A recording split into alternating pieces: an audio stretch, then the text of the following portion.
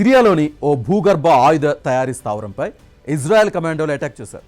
కేవలం 3 గంటల్లోనే ఈ దాడులు పూర్తయినట్లు వెల్లడించారు అధికారులు.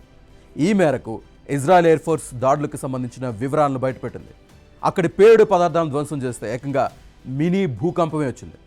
తాజాగా ఇజ్రాయెల్కి చెందిన ఐడిఎఫ్ అందులోని కీలక ఘట్టాల వీడియోను పోస్ట్ చేసి దాడిని కళ్లకు కట్టినట్లు చూపింది. ఈ అటాక్కు పెట్టిన కోడ్ నేమ్ ఆపరేషన్ మెనీవేస్ అని చెప్పుకొచ్చింది. 120 మంది మెరికల్ లాంటి కమాండోలు ఇందులో పాల్గొన్నారు. భూగర్భంలో నిర్వహించిన ఈ మిషన్ను తమ కమాండోలకు ఎలాంటి గాయాలు లేకుండా పూర్తి చేసినట్లు చెప్పారు. 2017కు ముందు దక్షిణ సిరియాలోని జమ్రయా వద్ద the scientific studies and research centre పేరిట ఓ ఆయుధ కర్మాగారం ఉండేది. ఇది ఇరాన్ కనుసన్నలో నడిచేది. ఇక్కడ వివిధ రకాల రాకెట్ ఇంజిన్లను తయారు చేసేవారు. 2017లో ఇజ్రాయెల్ వాయుసేన దాడి చేసి దాన్ని ధ్వంసం చేసింది. దాంతో ఆయుధ కర్మాగారాన్ని మ్యాసఫ్ ప్రాంతంలోకి తరలించాలని ఇరాన్ నిర్ణయించింది. మ్యాసఫ్ ప్రాంతంలోని కొండల్లో దాదాపు 70 నుంచి 130 మీటర్ల మేరకు భూమిని తవ్వారు. 2021 నుంచి అందులో క్షిపణుల ఉత్పత్తి మొదలుపెట్టారు. రక్షణ కోసం అత్యధిక స్థాయిలో ఎయిర్ డిఫెన్స్ వ్యవస్థలు మోహరించుండేవి.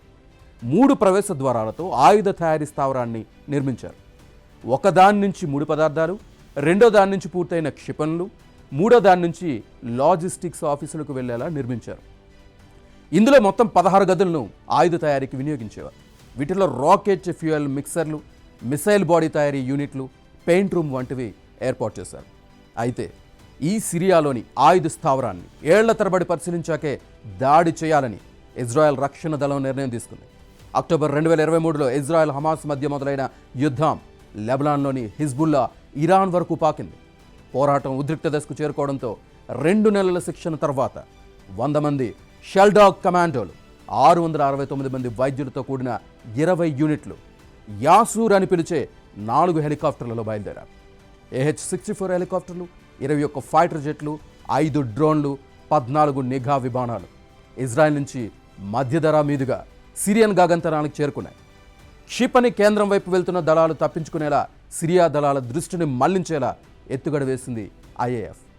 నిర్దేశిత ప్రాంతానికి చేరుకుని సుమారు 660 పౌండ్ల పేలుడు పదార్థాలను క్షిపణి కేంద్రం చుట్టుపక్కల ఇజ్రాయెల్ సైనికులు పాతిపెట్టారు.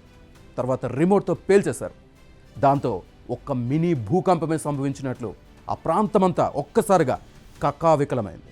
మొత్తం 3 గంటల్లోనే ఈ ఆపరేషన్ మొత్తం పూర్తి చేశారు.